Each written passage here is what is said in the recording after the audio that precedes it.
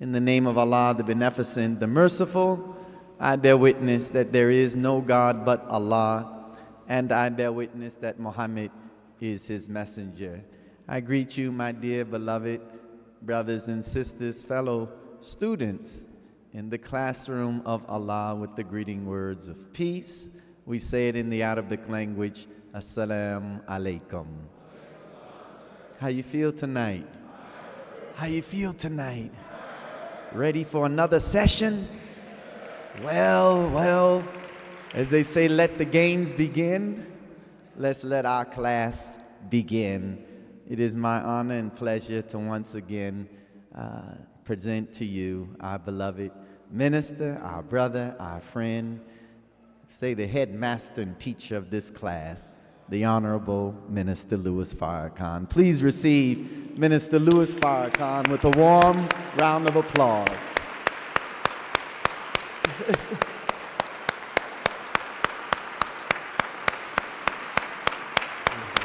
Assalamu alaikum. Thank you. Thank you. Please be seated.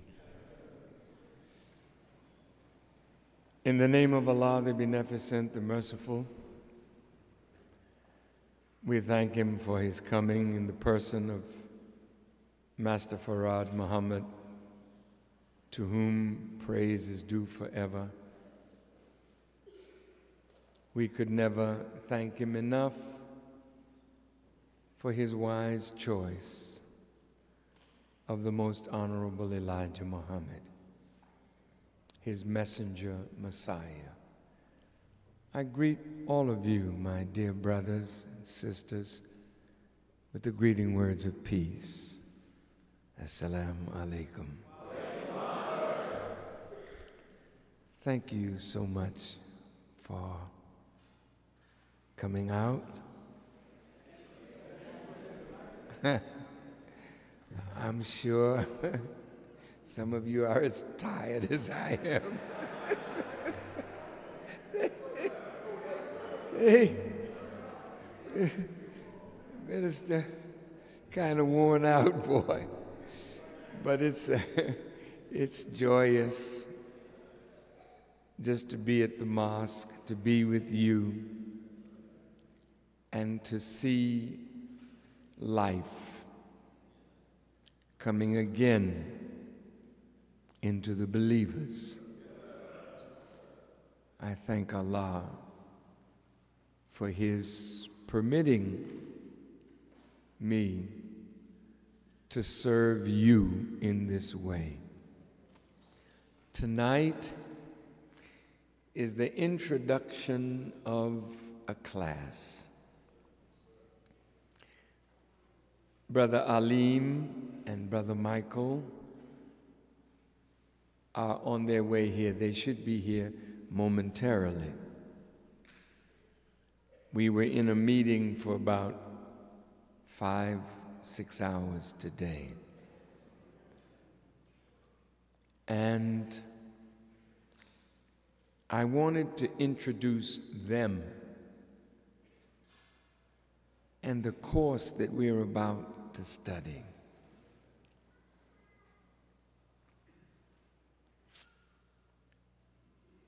Dialogue. He will go into definitions, but in the book, Closing the Gap, we talked about levels of conversation and how the cheapest form of conversation is when we're talking negatively about one another. It's called in the Quran gossip, slander. In the Quran, it says, woe to every slanderer and defamer. And then Allah says, He will brand him on his snout, which means that such a person, like the khanzir or pig, is always rooting out with his nose something of filth or evil or negative to eat.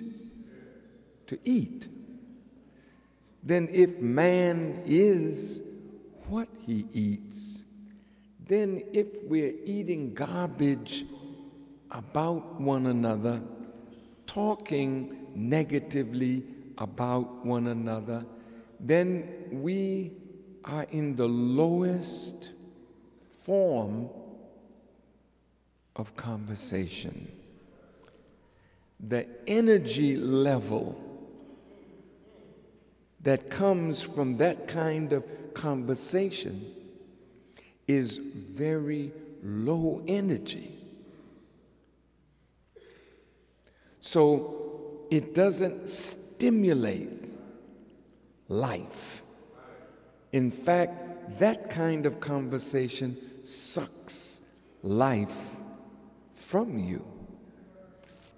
Then there's another level of conversation where we may talk about the news, we may talk about things that are going on in the world, we may discuss empirical knowledge, such as the course of study that you might be in your school, in your college. That's a higher level of conversation. It brings a higher degree of energy. But the highest degree of energy that can be expressed in a conversation is when we speak on what God has revealed. So the Honorable Elijah Muhammad said the message that Master Farad gave him contains three elements: light, life, power. So this dialogue is to help us use a science of speaking and listening. Speaking and listening that allows us to communicate with each other on the highest level. In all of our misunderstandings, a lot of it is due to conversation that is hindered by emotion or ego or vitriol, anger. So Allah says in the Quran, call to the way of your Lord with goodly exhortation and in the best manner. Isn't that beautiful? He's telling the Prophet, invite the people to Islam, but do it with goodly exhortation and in the best manner. Then he says, call to the way of your Lord with justice. And then in another part of the Quran it says, argue with them in the best manner. But when you hear argument presupposes anger, vitriol. No. The Quran is not speaking of that.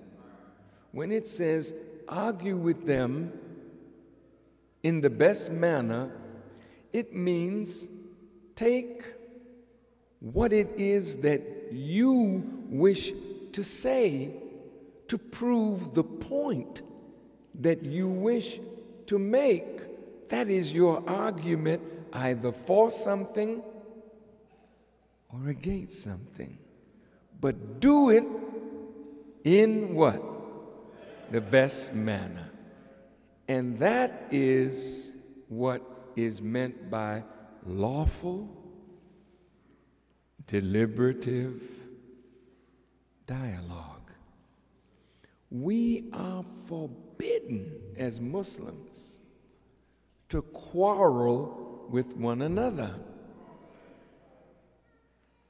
So if you are forbidden to quarrel, fighting is absolutely taboo. And why aren't we allowed to quarrel? Because quarreling suggests vitriol, some bitterness, some anger. So when you quarrel with one another, somebody's right, somebody's wrong, but if the emotions are involved, we don't know who's right, we don't know who's wrong, because nobody's making any sense to one another because they're quarreling. I'm not hearing you, you're not hearing me, but I'm getting my point over. Well, when we quarrel like that, we drive away the spirit of Allah. And if you notice in your interpersonal relationships, as a husband and wife or a sibling, when you quarrel, you begin to lose the spirit of love. Yes, you do. And the more we quarrel with our husband or our wife or our brother or our sister, the quarreling gets so intense that you cannot love after you quarrel. I mean, it just drives away the spirit. So the more you quarrel, the more you argue in that manner, you can't find unity. So the Quran says, don't quarrel, lest you become weak-hearted. And if the enemy comes, you can't unite in a significant way to repel your enemy because your heart's already weakened by argument. So the last point I want to make before I introduce our two wonderful brothers who will conduct these classes over the next few months. Next week, tonight is the introduction. Next week, the class really begins. But we have some of our children here from the school, and their parents are here, and sometimes it might become an inconvenience. So if you have a laptop and you can't make it to the class, then you'll get the coordinates and you can sit at home, put the children to bed, do the thing that you have to do, and attend your class.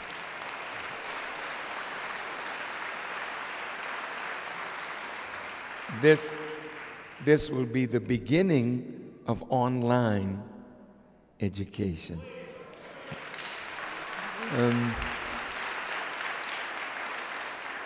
Now, even if you have a computer and you would like to do this at home, that's okay. However, the joy of the class is our being together. It's just beautiful to feel your brother and your sister next to you, you're taking a class. And Master Farad Muhammad said that Tuesday would be our day to socialize, like they do in the Muslim world on Friday. We would do it on Tuesday. So tonight, after the class, the school has ordered pizza. I'm gonna get me a piece too. But it's not free. So if you buy a piece of pizza, you'll be helping the school. I ordered a band to play for you for 1 hour. After the class, you go next door to the gym, you eat your pizza, you socialize, you get to know one another, you get to feel the spirit of one another, and it's only for 1 hour. Yeah. And I would like this done every Tuesday in the mosques throughout the country. The classes will not last more than 2 hours. So it's 7:30, 9:30, something like that. Then from 9:30 to 10:30, we socialize. We take care, we don't eat too much pizza, but that's enough. Now, next Tuesday, if it is the will of Allah, we had a dialogue session today on opening up this class to anyone who wants to take the class on dialogue and management. At every level, people need to know how to converse, how to dialogue. People need to know this. So we are getting a class that will be at the highest level, so why not open the class up and let the world peep in to the Nation of Islam and learn from us what they can use to properly relate to one another. So we're going to market the class. We're going to advertise the class. And we're going to give the coordinates of the class through our newspapers, website, etc. So we don't know who's going to log on. They argue in the White House.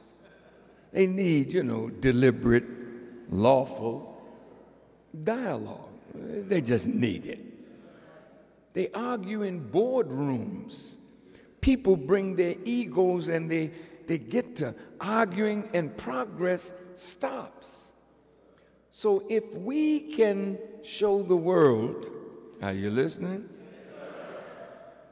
How civilized we are becoming. Not that we are, but we're becoming. Then let the world peep in. And guess what? Suppose we have 5,000, 10,000, 20,000, 50,000 taking the course.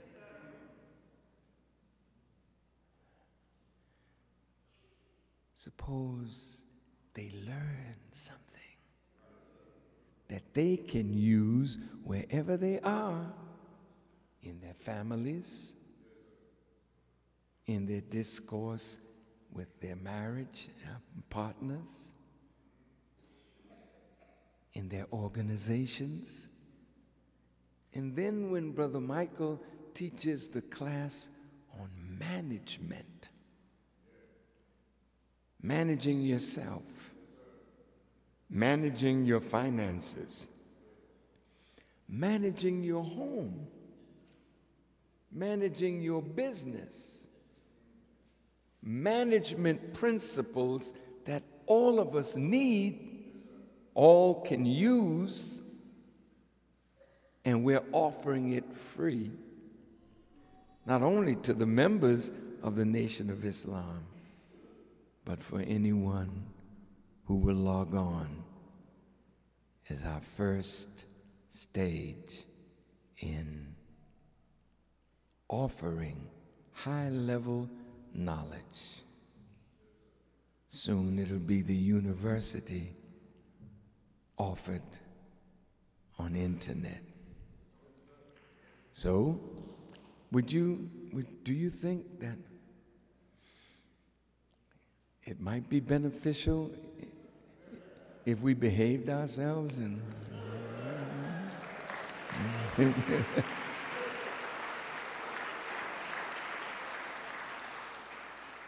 well, I thank you all for coming out, and I thank our esteemed Brother Alim and Brother Michael for offering these courses to us that they have studied and are bringing dialogue to an art and a science. Thank you so much for coming. Would you please receive Brother Abdul Alim Muhammad.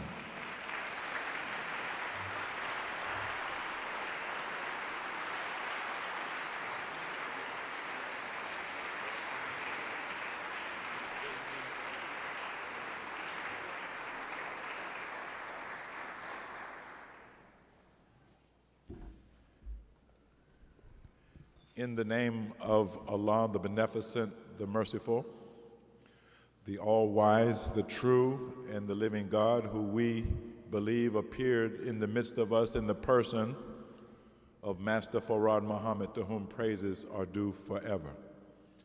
We thank him for coming. We thank him for engaging in deliberative dialogue with one of our little brothers, the Honorable Elijah Muhammad.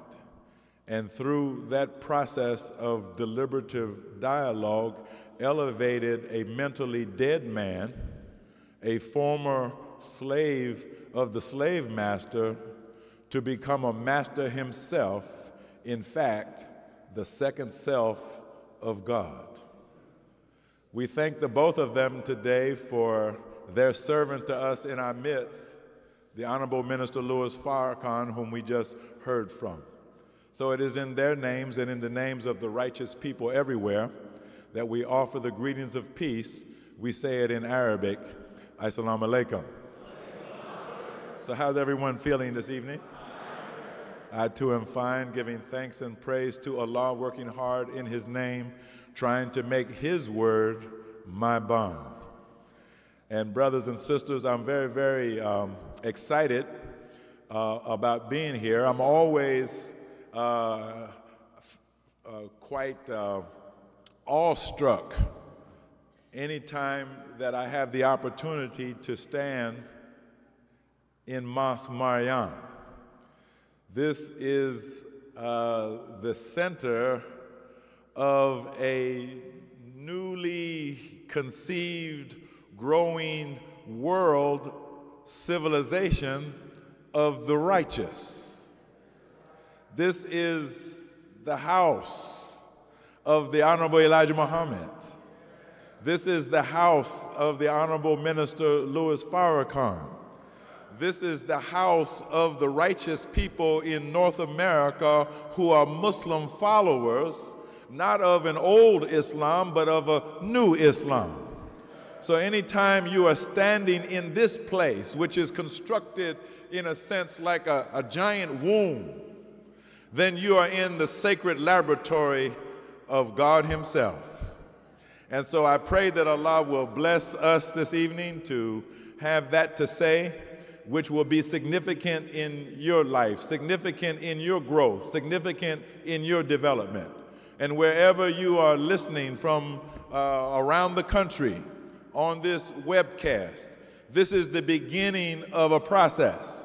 And any time that you are involved in a process, then the element of time is involved. A process means that it has a beginning that is leading towards a destination or towards an end, and we don't want to be like immature children in the back seat of the car asking the question, are we there yet? Are we there yet? Be patient, because the process takes time.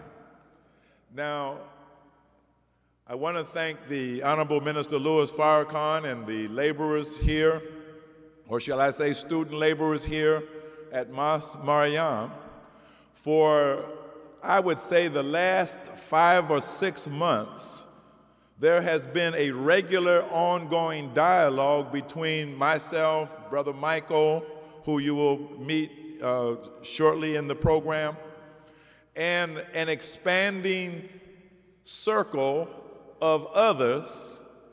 And is the first slide up? I can't see from where I'm standing. Is there a slide up?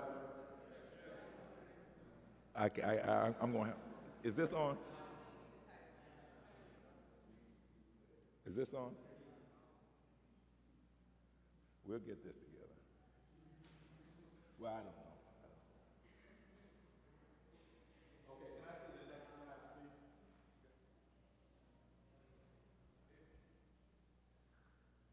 please?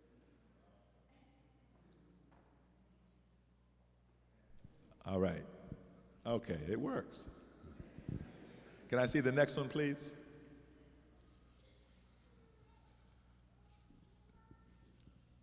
Okay, it's really hard to see that, but what does it say? Expanding, it says spreading circles of dialogue.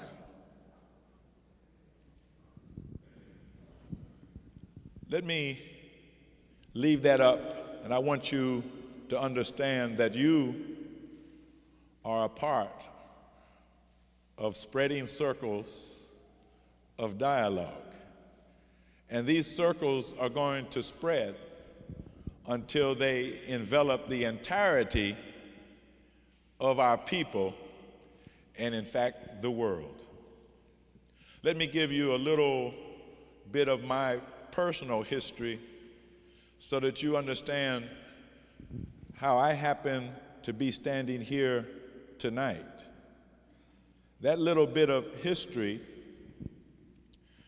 goes back 39 years, almost to this time of the year in 1968.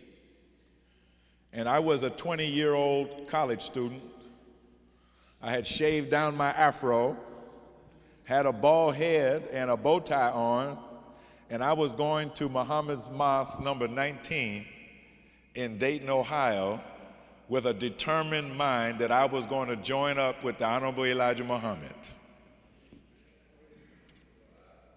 As I was walking up the steps to the mosque, I won't say that I was nervous, but I realized that I was beginning to step over a threshold into a whole new existence, a whole new world. And like anything new, there's a little bit of uncertainty there. It was nothing like I might turn around and go the other way, but as I was walking up the steps, I heard a voice in my ear, an encouraging voice, a comforting voice that spoke these words: there's nothing wrong with the Nation of Islam. It just needs to be organized.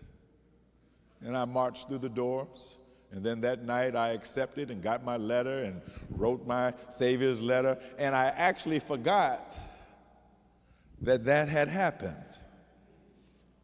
Because as far as I knew, the Nation of Islam was already organized.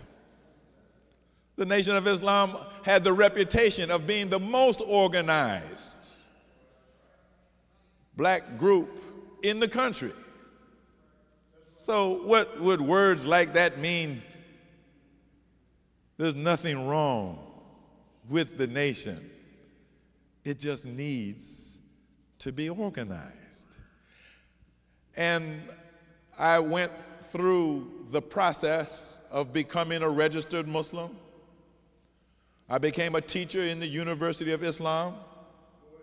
Ultimately, I became an assistant minister in Mosque number 18 in Cleveland, Ohio, while I was attending medical school. Then I went off to complete my medical education in New York. And then by 1981, the Honorable Minister Louis Farrakhan asked me if I would assist in the ministry in Washington, D.C. And I spent a number of years laboring in that post in Washington, D.C. But it wasn't until the year 2000, in the month of November, when the Honorable Minister Louis Farrakhan was recovering from major surgery, where literally his life had been on the line. And so he was in a little home on the banks of the Potomac River in recovery. And the doctors at Howard University didn't want him to come all the way back home to Chicago because his condition was so precarious that they wanted him close by. So he was in a little home on the banks of the Potomac. And I got a message that the minister wanted to see me. So I drove down to where he was, thinking, of course, that he wants to talk about his medical condition. There's something going on medically, but that wasn't it at all. What he shared with me that day was his concern, not about his own health, but about the health of the Nation of Islam. And he asked me if I would help him to get the nation in a state, because he did not want to leave the nation. If he had to go away, if he had to leave, he did not want to leave the nation in the state that it was in. And it was in that period of time that that little message came back to me. There's nothing wrong with the nation. It just needs to be organized. And so it was that dialogue along the banks of the Potomac in November of 2000 that led to the development of what was called the Commission for the Restructuring and the Reorganization of the Nation of Islam. And that commission was built on the methodology of deliberative dialogue. Deliberative dialogue being a methodology that is very close to the scientific method by which scientific discoveries are made every day. It is a way of objectively looking at difficult situations and problems and without emotions getting in the way and clouding the vision, dealing with those issues, dealing with those problems. So there were 36 commissioners who went to work on the problems of the nation. And over a period of several months, hosted several conferences of deliberative dialogue, and each seemed to be a degree moving closer and closer and closer to the solutions that would make the Nation of Islam capable of fully actualizing the promise that is in the teachings.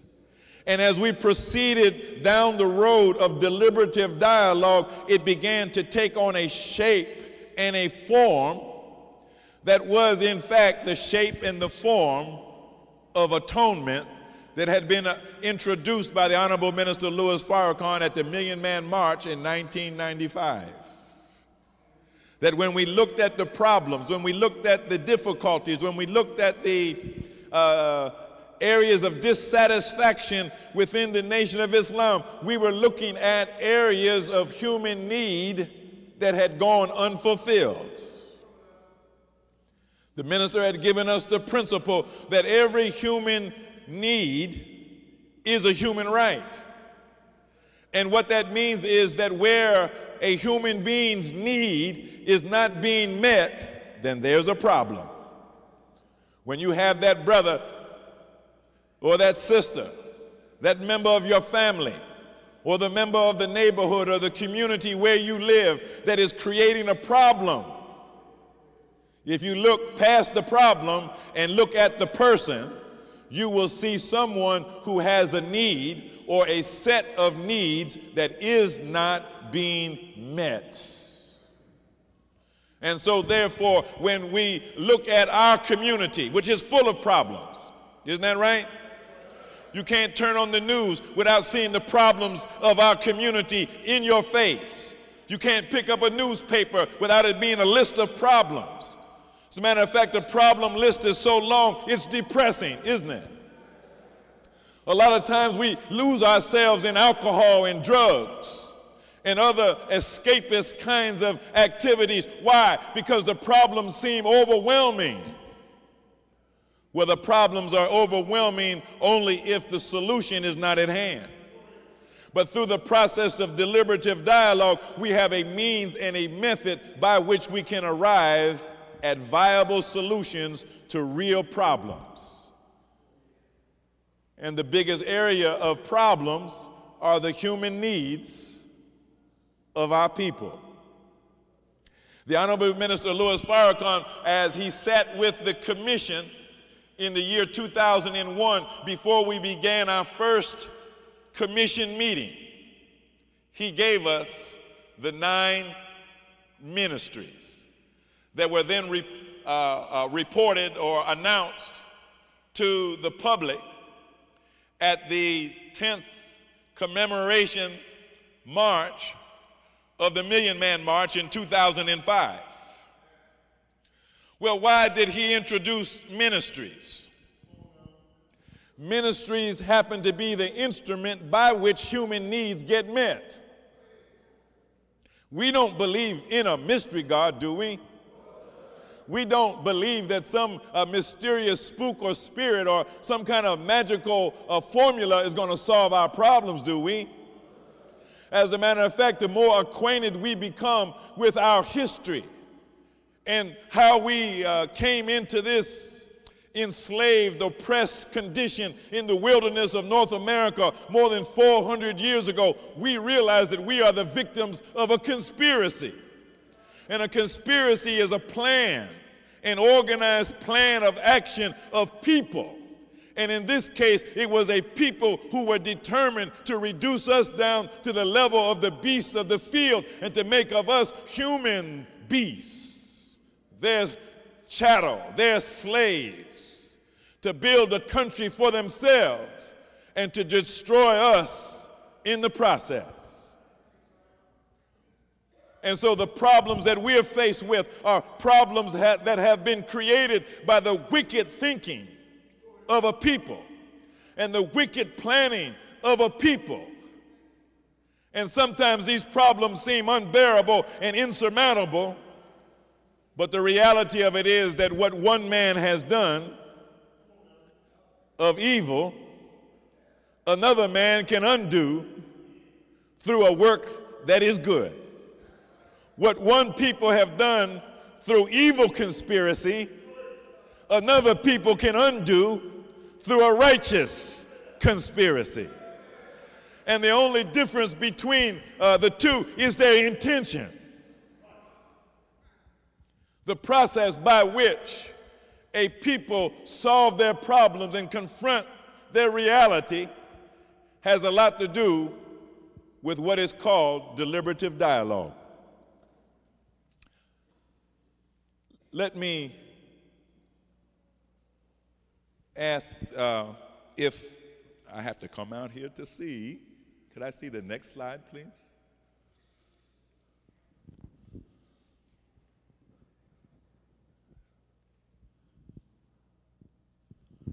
Yes, this is from the Holy Quran, Surah 41, verse 39. And of his signs is this, that thou seest the earth still, but when we send water thereon, it stirs and swells. He who gives life is surely the giver of life to the dead. Surely he is the possessor of power over all things. Can I see the next slide, please? Now, this is an image of what that verse was talking about.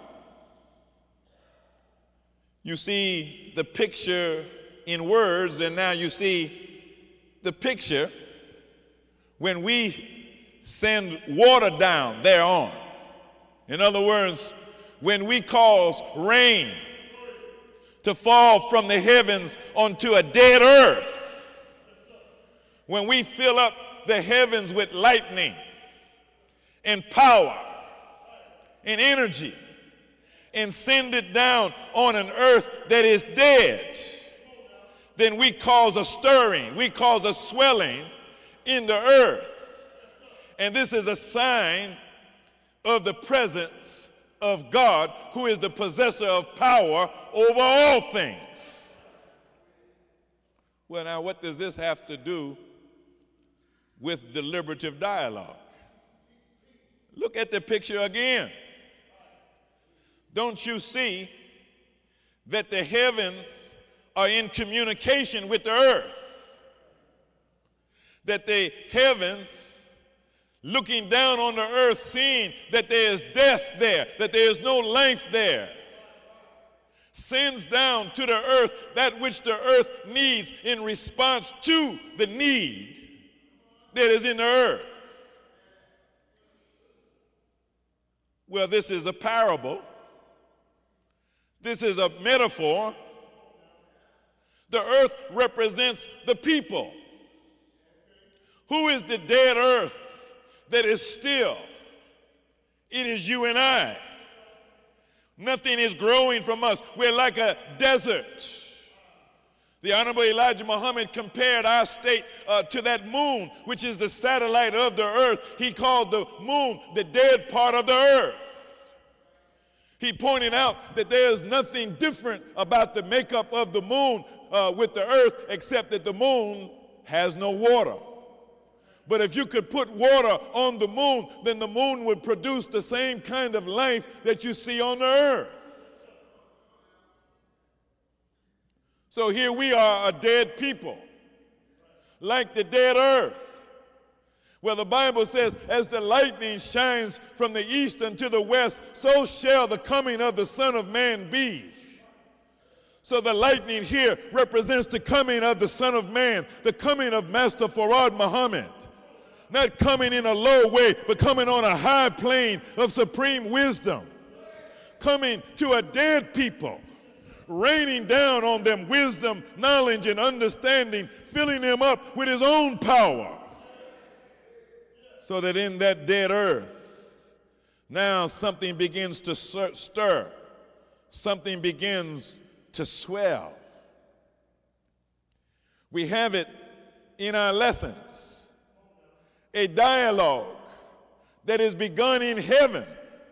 A dialogue between the God and his messenger and servant. Questions and answers. That's what dialogue is. And in that exchange of question and then answer, wisdom is imparted to the dead. And so we are instructed to study the answers given to the questions by the student, the Honorable Elijah Muhammad, to his teacher, who was Master Farad Muhammad.